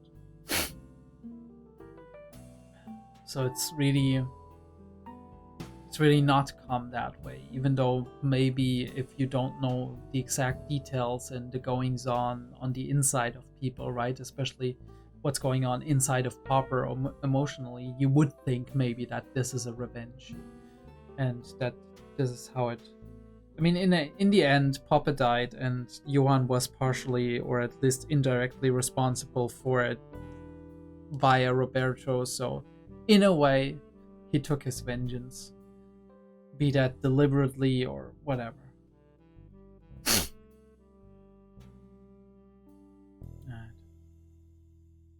They are alive and they're doing good. And suddenly we have a familiar sight from episode 6 or 7 when Nina was introduced. She's late and she's running through the streets of what seems like Heidelberg. Their mother has an emotional catharsis, closure for herself, that she knows they are doing good and they're safe. And we know Johann isn't doing good and isn't safe, but that's what you say, right? Because that's important. Like a little bit earlier she was like, no, a little bit later, I gave them names, right? I just remembered and I might never remember, so I have to say it now. So she's got memory issues, probably Alzheimer's or something, right? I mean, trauma can definitely increase the risk of that, I would say. And we pan into the sky and open up to... Because it doesn't matter, right? She said their names are, but what matters is Johann's name. Nina's name doesn't matter because Nina is Nina, right? She has a coherent and strong sense of identity that she has developed over the course of her life, even though it was kind of maybe fragmented here and there. She has reintegrated everything, all of her memories into herself, and she has an identity. She is Nina. And this is what she is known for and what she wants to be known for. Seems very young in that shot. Cool how we juxtapose that shot, right? Like her figure here as like very big and like the central figure, but out of focus because at the moment the professor is talking, who is delivering a message to her and conversing with her, while in the back of him there is light coming into the room, which is kind of setting this entire scene into some kind of like very emotionally light state, I would say. And it's not making him appear threatening as Nina is experiencing him right here as a proxy of maybe having bad news about her thesis and whatnot, but more like, oh, wait for it, he's gonna say something positive. And that is touching her, of course, because this is something she cares about a lot. She wants to become a lawyer, which makes perfect sense to me, right? She started with law, all of her history, right? The brush and the brushes with the criminal justice system, and also Tenma, kind of like aligning with the sense of justice and whatnot. And Tenma has this sense to save everybody. And he said, like, I hope you'll save a lot of people. So there's this implication maybe that she wants to be a criminal defense lawyer or something. Or maybe, I mean, you can indirectly save people by incarcerating people who have done horrible things, right? And she's joking with Dieter, and Look at that. The bright, bright sky. We are under an archway, which is a little bit dark, and then we're looking outside, and the sky is open, and it is bright, and it is shining, and we're looking up at it. The future is bright. That's the theme. Like, I just got a phone call, and suddenly it's like... He's gonna leave right away, but he's gonna be here for a couple of days. And she's excited. The emotion swirling, eyes opening, there's happiness, there's excitement, she starts running, right? Like your body takes over, there's like no inhibition in there. And it's just like, I'm going to see Tenma. Not sure how to interpret that. That's happiness, right? But the source of the happiness is obviously still open. Monster is very playing a lot of these relationships very close to the chest and maybe open for interpretation, right? People who might have seen kind of a little bit of an infatuation that Nina has or had with Tenma in the beginning of the series might want to believe that the two of them might get some romantic thing going. On the other hand, there's never been anything on screen that suggests that there has been something physical between the two of them. Most of the time, it's been like her clinging to him, or like hugs and like just emotional connection. And obviously, that kind of connection can fit a partnership. It can also fit like a father-daughter relationship. It can fit like a quirky, non-defined family relationship, right? Brother-sister, stuff like that, right? Like a close connection on an emotional level. It doesn't need to necessitate any kind of like any kind of a romantic tension or union. So I guess it is supposed to be open for interpretation. All we need to know is that she's very happy that he's back for a couple of days. To know that they are spending a lot of time, like a lot of their lives apart, doing their own thing, right? She's just finished law school. She's gonna become a lawyer, right? And start maybe at a law firm close to where she's living. She and Dieter are living together, supposedly, in some kind of accommodation, as they did throughout the series here and there as well, and as does Dieter with Tenma and her, kinda. So that would suggest maybe more of a like close-knit family kind of thing. But again, patchwork, whatever, right? You don't know. Might just be like a multi-generational living arrangement of like three people who have grown very close together. And I don't know who's the guardian of Dieter. Is it Tenma at this point? I don't know, he's not there that much, so I don't know if that makes sense. Is it Reichwein? Is it somebody else? We will never see, I guess. But I guess there's enough openness for us to maybe insert our own headcanon, but at the same time enough like security in she's very happy that Tenma is back and that she gets to see him again. For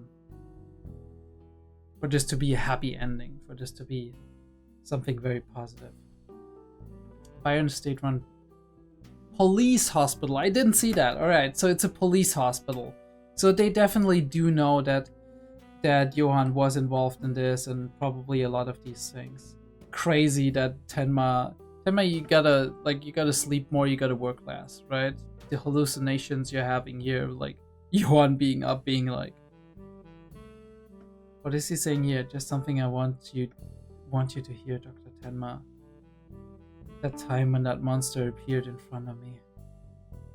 He never told that, right? Like, I don't know what they want to say with like the monster appeared in front of me. I guess like the moment or that time when I changed in that way. Or does he mean Poppe as like the monster in a way, right? Poppe is the monster and he implants into him certain things, right? And now suddenly the monster is inside of him thanks to Poppe. I don't know. Right? Like, this is an experiment. I mean, I guess it's Poppe in this case. The monster appeared in front of me. And she's like, I'm holding them both back. He's like, I'm gonna take one of them, you gotta decide. And she's deciding, which is the fundamental mistake. You're just not gonna decide, okay? You're like, none of them. Right? Over my dead body. But, yeah. He's like, first she's like, this one, no, this one. And we don't know if that really happened. Was it something Nina told Tenma?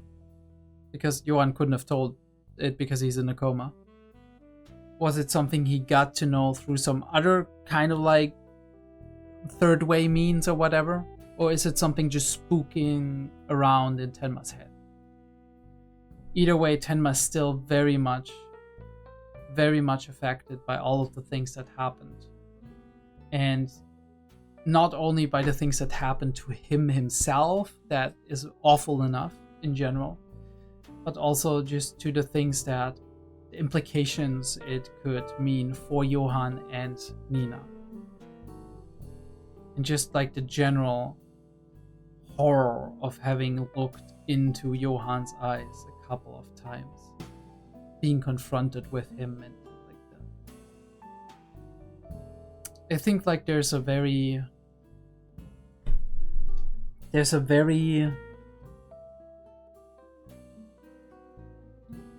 special kind of fear that we humans do have when it comes to things that we do not understand. And I think that is hard in Johan's case, because Johan has such a complex past, even if we know big parts and big chunks of his past at this point. Big parts of what he did and what he may have wanted. Which was like sub-goal or whatever, right? It's very hard still to piece the person together, and even harder to then understand in which capacity his emotions were functioning. What was he feeling on the inside? What was he yearning for? What desires and like urges did he have? And right, like how did the world look from his perspective? And if we see somebody who is seemingly this ruthless, this unscrupulous, this cold, and maybe even sadistic and manipulative, who has 100 masks, it is really hard because there's so much uncertainty in there, and there's no clear path to kind of putting ourselves into his mind, that it is very scary. And he can seem to us, who can't gaze into his mind, almost alien, right? Like some kind of monster. Despite the fact that we have seen here at the end that there is a human in that monster, or there's a human that is possessed by that monster, and that human at the end wanted an end to his suffering, an end that gave him some kind of solace, some kind of closure, but an end.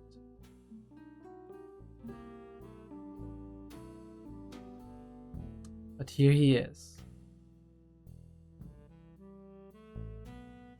quiet,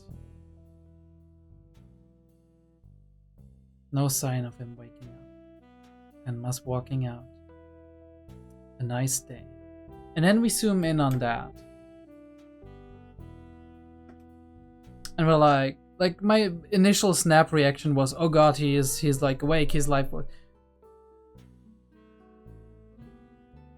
Obviously that's not necessarily the case. I think it's an open-ended ending, right? It's like, I'll leave it up to the viewer what's the case here. Why is the bed empty? Maybe Johann had a sudden stroke or heart attack inside of his coma. They had to run him to the emergency room, right? They're operating on him right now. Or he died from it. Maybe he woke up and stood up, right? And he was like, where am I, right? Would he have brain damage, right? Would he remember all the things and right? Where did the bullet land? Would it change his personality? Would he be a different person, a changed man, due to the events or due to the second bullet? Would he be the same person and continue murdering, right? And everything's just gonna repeat? Would he even want that at this point, or would he want to die? So the empty bed in a way stands for what do you as the viewer think happened, and also what do you want to happen maybe, because those things might not be the same thing. For me personally, what I want to happen would obviously be Johann gets his closure and dies, or he wakes up and can live a somewhat normal life. But obviously that is too clean and too clean and convenient to be plausible in reality.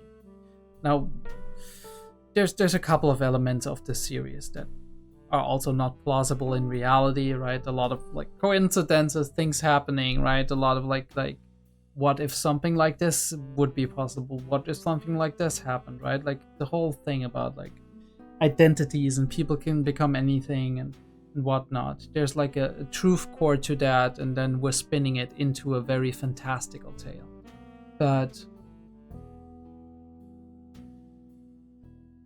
what I think is realistic from like just a reality standpoint is Johann wakes up and he's not completely capable anymore because there's a lot of brain damage. He took 2 fucking bullets, okay? Hello? You know how many areas of like, you know how where the bullet stuck the first time it got operated? You know how many areas would be damaged?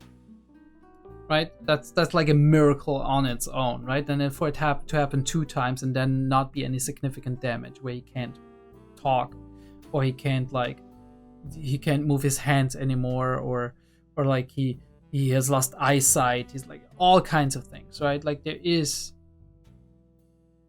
a very, very, very, very low chance you get hit in the head by a bullet twice and you do not take any significant damage from that. And obviously also, supposing he wakes up and there's not any significant damage, it is very unlikely that he would change as a person. Just like that. Maybe he would be more open to change, and there's elements that you can do, but doesn't change the fact that he's still a murderer, right? Like a serial killer. And it doesn't change the fact that probably wouldn't fundamentally change his personality unless you're, right? Like there's very much a coincidence, a big coincidence going on. And even then, it would change the personality more in like a lack of inhibition, right? It's not good if you take out parts of the brains of people, right? People did that back in the day with lobotomies and whatnot, and it wasn't good, right? It wasn't good. It didn't fix things most of the time, okay? But yeah, I actually talked to somebody, shout out to FBI, for just a second because I was so floored by the ending. And one of the things he mentioned that I haven't thought before and that I haven't mentioned was that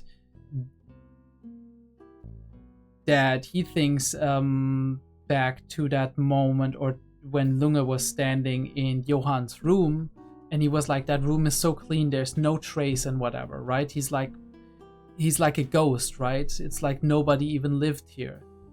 And here we have the exact opposite, right? There's so many, there's so much evidence of use in this bed in which Johann was lying that it almost seems like it's not the same person. That's something to think about. We have the bed as like the final motive, I guess. It's like the ending is what you want it to be. Well, at least everybody we know and who's still alive is happy and or making amends or getting better and trying to lead a better life, which is very, very nice to hear. And of course, Tenma would continue to do medicine. Doctors Without Borders sounds like it'll fit him very well, right? The savior complex going. But I hope he finds a way to settle down at some point, either with Nina or with somebody he meets down the line, right? Like, or maybe just like as a family, as like an impromptu family.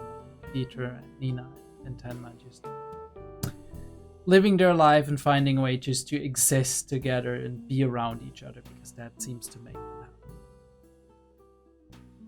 As for Johann, he doesn't fit in the equation. He was always the person who was outside of that equation.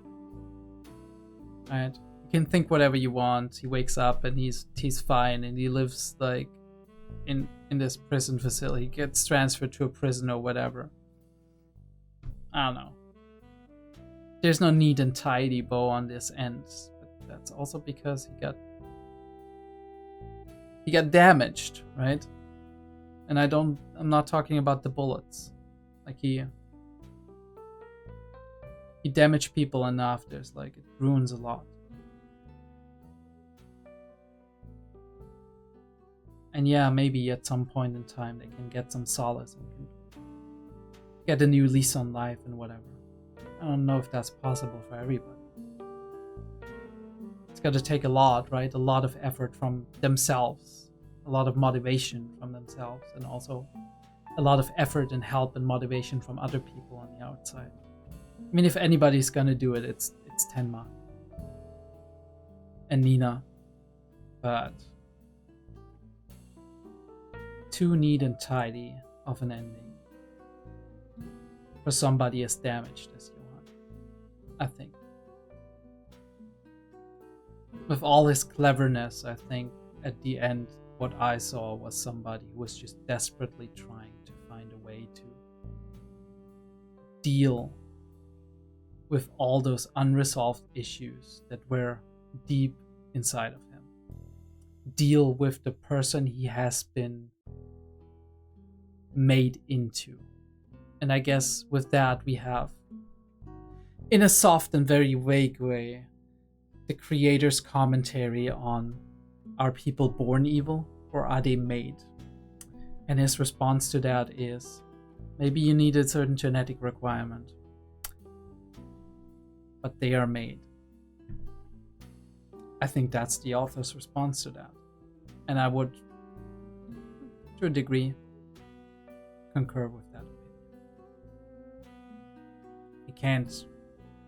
Like, children are innocent, okay? Right? Some children are born, like even children who are born like in a sociopathic way can turn out alright. Deal with their issues and whatever. If that's being discovered and like psychopaths are always the result of trauma and issues and damage.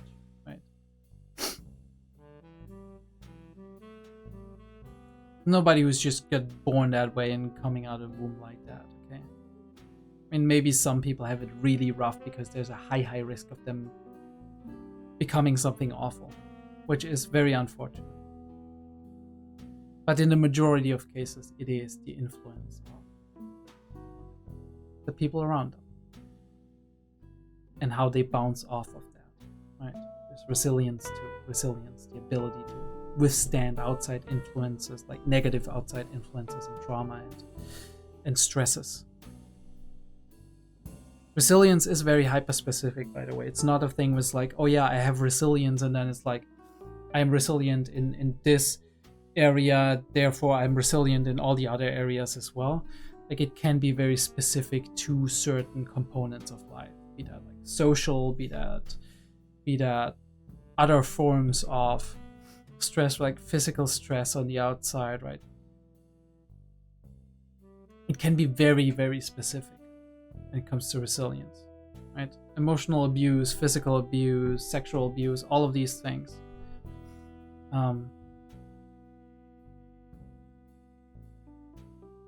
Financially rough environments, right? Desperation, survival, trauma, can be highly resilient to some forces of trauma while you're not resilient to others. So that is the thing to keep in mind when we're talking about resilience. It's not like, oh yeah, child X is resilient to is resilient in general, right? That's not a thing in general. That was Monster, and it was one hell of a series, I would say. Certainly the most long-running series I had on this channel, but also I think one of the most enjoyable ones, I would say. That I can say that for sure. I've enjoyed myself a lot watching Monster throughout this. I think these probably like 14 months or something that I've watched this series, and it's taken a long time, and I do feel sorry for that because there's been interruptions, but rest assured that I thoroughly enjoyed that, and a lot of these concepts that Monster introduced and a lot of themes they had, the series had, and a lot of the characters that were present in the series will stick with me for a long time. I know that. Spinning a tale such as this, leaving it on a very interesting note, albeit an open-ended note. I would have maybe wished for it to be a little bit more concrete in some areas, but I do respect the author's intent behind that. And just being like, okay, here's for your interpretation. I can't help but wonder what the author would have decided on if he had to decide on a concrete, not vague ending, but we'll never know, right? We'll probably never know. Either way, that was Monster. The entire series. If you liked this video, go leave me a like. Subscribe to the channel if you want to see more. If you want to see more anime reactions, if you want to see more gameplay. Got Disco Elysium going. We got Hollow Knight Silk Song going.